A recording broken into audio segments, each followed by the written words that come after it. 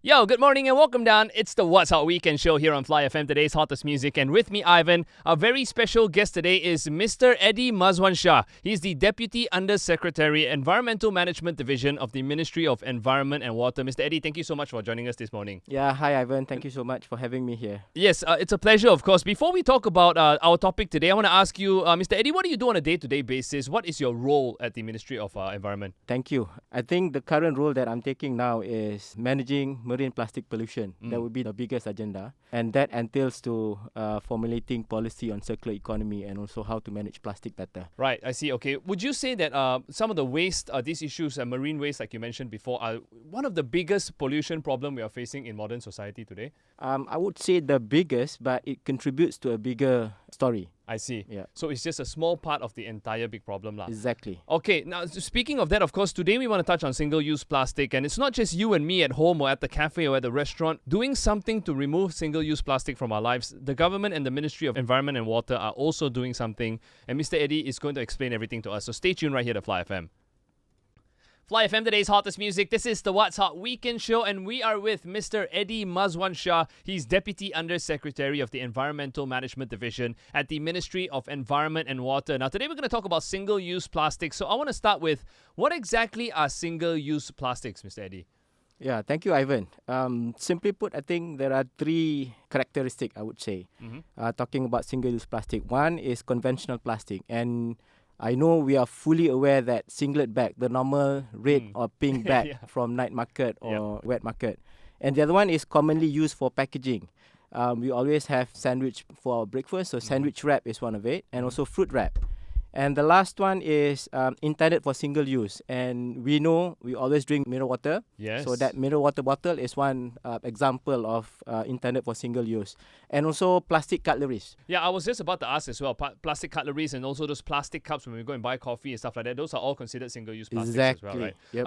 Mr. Eddie, I'm also interested to know, how did plastic pollution, I know it's a problem all over the world, but how did it become a problem so big in Malaysia? Well, looking at the magnitude of the problem locally in the context of Malaysia, I think we can refer to Jambag research done in 2015, whereby she ranked Malaysia as number 8 out of 20 countries in mismanagement of plastic waste. Oh my goodness. Yeah, from this research, we see that 275 million ton of plastic waste generated from 192 countries. And we, being number 8, generated quite a big portion of that samples. And the other point is that 0.94 million ton considered as mismanaged plastic waste in Malaysia. So this entails to 0.14 to 0.37 million ton leak into the ocean. Wow. So in percentage-wise, we can see about 15 to 40% plastic waste leak into the ocean. So from this magnitude of the problem, that, instead of us going fishing, we are actually fishing for plastic. Yeah. And just to add a few more points, that from WWF research, they found out that 8 million ton of plastic have polluted global marine environment.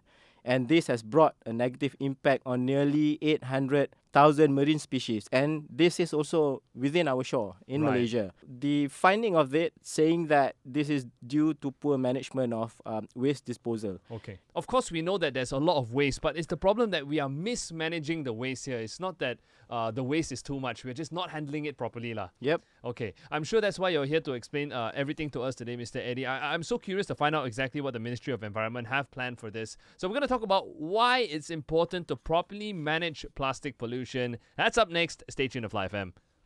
Yo, it's the What's Hot Weekend show, and this is Fly FM, today's hottest music. You're with me, Ivan. Mr. Eddie is still with us as well, and we're talking about single-use plastic and how we can do better to properly manage all of this waste and to save the environment, basically. So, Mr. Eddie, next up, I want to ask you, why is it important to properly manage plastic pollution? Of all pollution out there, why plastic so important? Thank you for the question. I think, as I mentioned earlier, we're not going to fish plastic waste, right?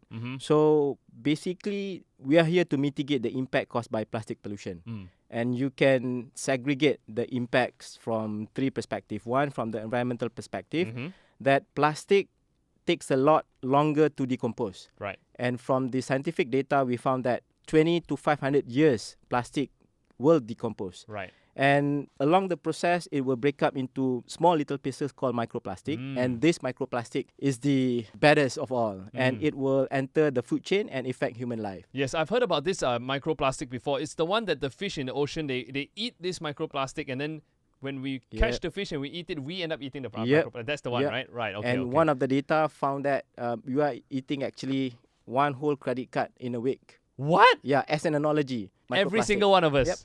Yep. Oh my goodness, that sounds bad. Yeah.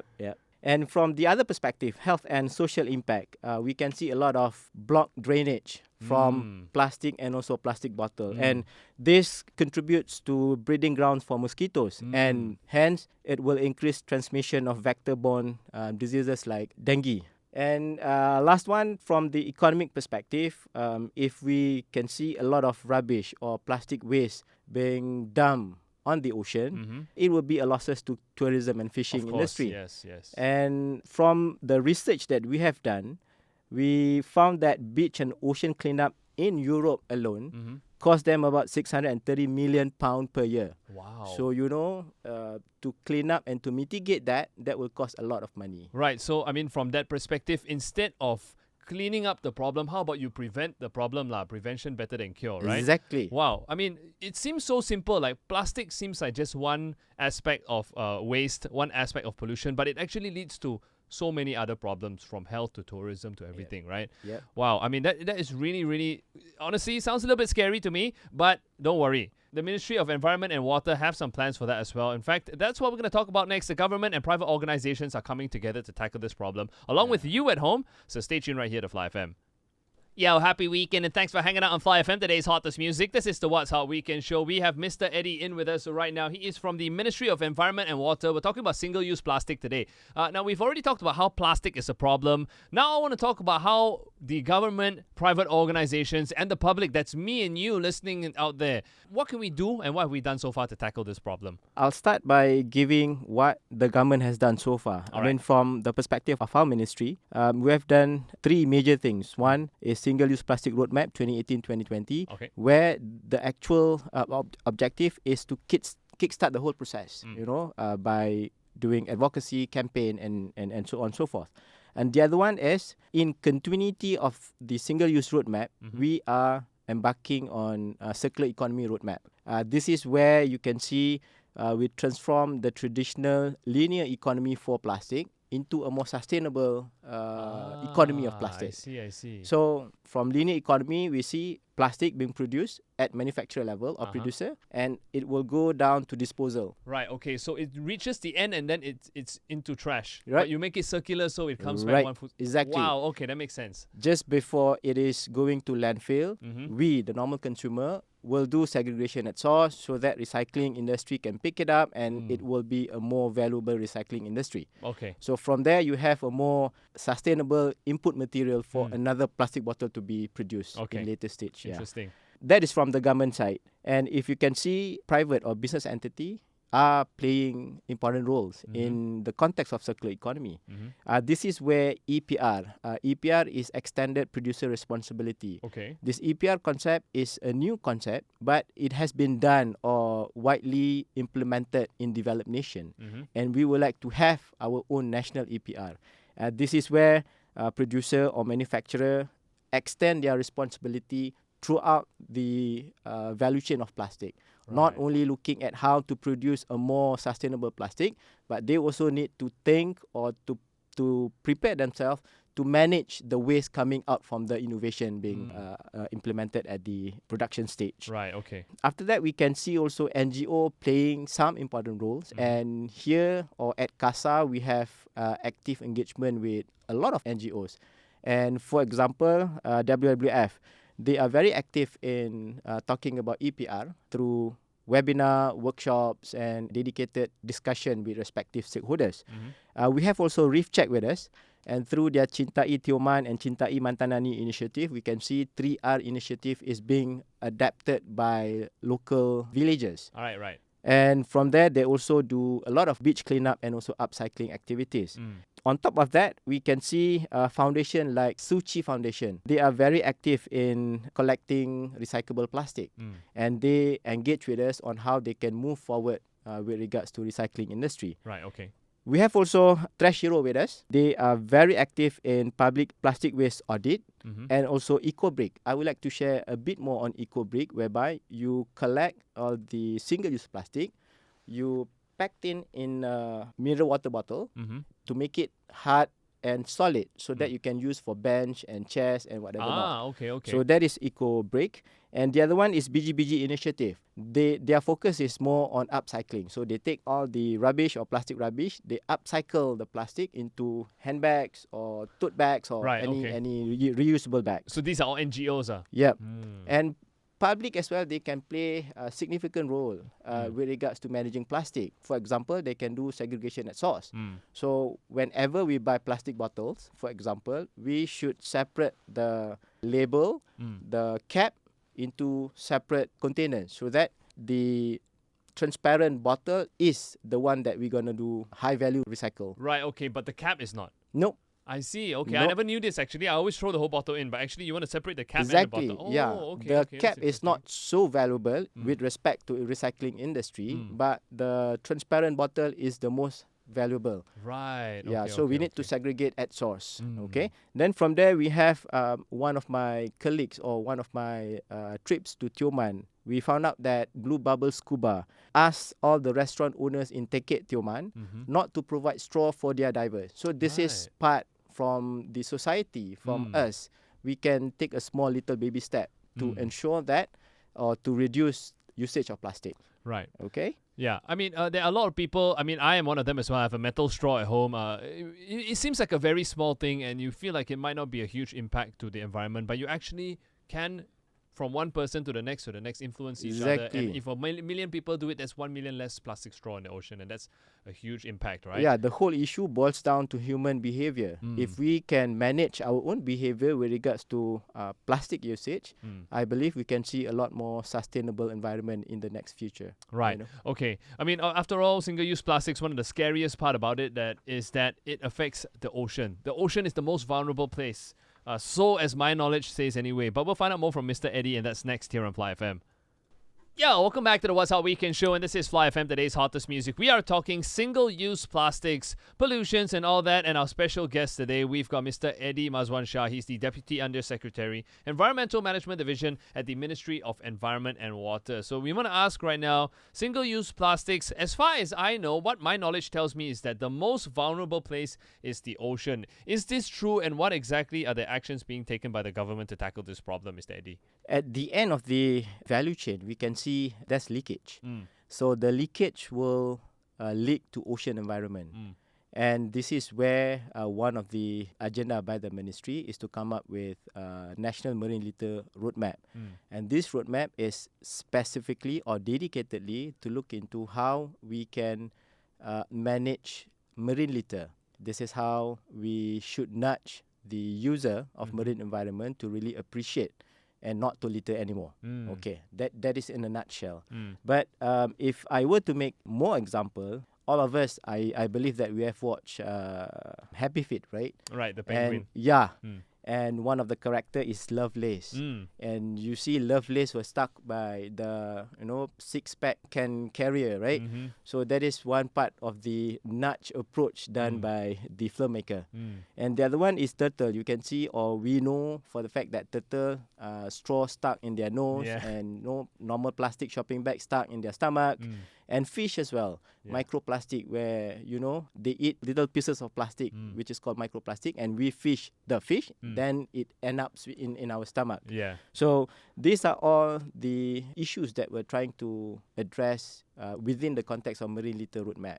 Mr. Eddie, in my opinion, I feel like it should be everybody's effort together, because from, let's say, the fisherman, the ocean is dirty, he has less fish. To even a guy like me, I feel like the beach is dirty, I cannot go on holiday. So shouldn't it be that kind of approach, like we all tackle it together? Yeah, exactly, Ivan. I mean, looking at the Marine Litter Roadmap, which we are coming up with by the end of the year, this is a multi-stakeholder approach. Right. So we have all the fishermen, NGOs, even local communities, local villages be part of the policy formulation. And this initiative includes, as I said, fishermen, local communities, enforcers, of course, and the community. And it is our hope that the public is able to understand and to appreciate the importance of preserving our ocean and marine resources. And this is for the benefit not only for us, but for our future generation. Yeah, I can't remember what was the saying, but something along the lines of a wise man plant a tree for future generations. Yep. You know what I'm talking about, right? Exactly. So Yep. that's what Yep. we should be doing. We shouldn't just be taking care of ourselves. We should be taking care of the coming generations. Now, we've also, of course, got so much more to get through as well. HASN is something that Mr. Eddie's working on at the moment. We're going to tackle that in just a bit. So stay tuned right here to Fly FM. This is the What's Our Weekend show, and you're listening to Fly FM, today's hottest music. Mr. Eddie's still with us right now. The name's Ivan, of course. Now, we want to talk about Hari Alam Sekitar Negara, which is a new initiative from the Ministry of Environment and Water. So, Mr. Eddie, tell us about HASN. Yeah, thank you, Ivan. Hazan, Hari Alam Sekitar Negara, was originally known as Minggu Alam Sekitar Malaysia, MASM, MASM. It's not purely a new initiative by the ministry, but it's just how we implement it. Today or this year, we're going to implement it with a new approach, whereby, looking at the COVID scenario, we move the celebration into online platform. And just to share a bit more, the main objective of Hazan is to encourage private sector, educational institution, non-governmental organization, NGO, and the community to be involved and celebrate, or I would say appreciate, the environment better. And we have various activities planned for the Hazan Celebration 2020. And this includes My Pokok Challenge, where we plant trees, and e-waste program, where we advocate how to manage our e-waste, electrical waste, and the Denai Sungai Kebangsaan, whereby we go back to nature. We take care of the rivers and so on and so forth. This is on top of webinar, online contests, and many more sub-programs. Right, okay. For Hazan this year, as mentioned, it will be celebrated on the 24th of October 2020 in Kelantan, but most of the program will be done on online platform. And the theme is Our Environment, Our Responsibility. I like that. That's a very strong message over there. Is this open to the public? Are we, are we invited to join? Of course, we are the user of Mother Nature, so let us all celebrate and appreciate Mother Nature more. Right. Okay. Yep. Okay. So how do we join in the festivities at Hazan 2020? Technically, you can enroll for the webinar or any online contest, or even maybe you can pledge to plant more trees within your vicinity. Right. Yep. Just simple things you can do on your own, right? Exactly. We have a little brochure over here. So if you want more details, you want to join in on the fun at Hazan 2020. On Facebook, Kementerian Alam Sekitar dan Air. On Instagram, Kementerian Alam Sekitar dan Air as well. You can also look them up on Twitter at KASA, KASA_Malaysia. You can check out their YouTube page, Kementerian Alam Sekitar dan Air Official KASA, and also their website at kasa.gov.my. So these are the places you want to go and hang out. Hazan 2020 happening 24th of October. 24th of October this year. That is actually my birthday in a couple of weeks. Wow, okay. So it's actually a huge day. Yeah, what a coincidence. Huge day for everyone. Mr. Eddie, thank you so much for your time today. Now, before I let you go, though, I want to ask you from a normal person perspective, okay? I always wonder, what is the biggest thing I can do? I mean, whether it's for plastic and pollution or for any other pollution, what is one thing that I can do in my day-to-day life that will have a big impact for the environment? Well, the simplest thing we as individual or household can do, I think bring our own bag for shopping. So we don't demand for single-use plastic bag anymore. I know it's hard for us to go to night market and bring our own bag, but if we try and do it consistently, it will be embedded in our culture. Number two, stop using plastic straw. So I've seen myself that straws stuck on a turtle. So please stop using plastic straw and start using alternative straw. Or just don't use a straw, right?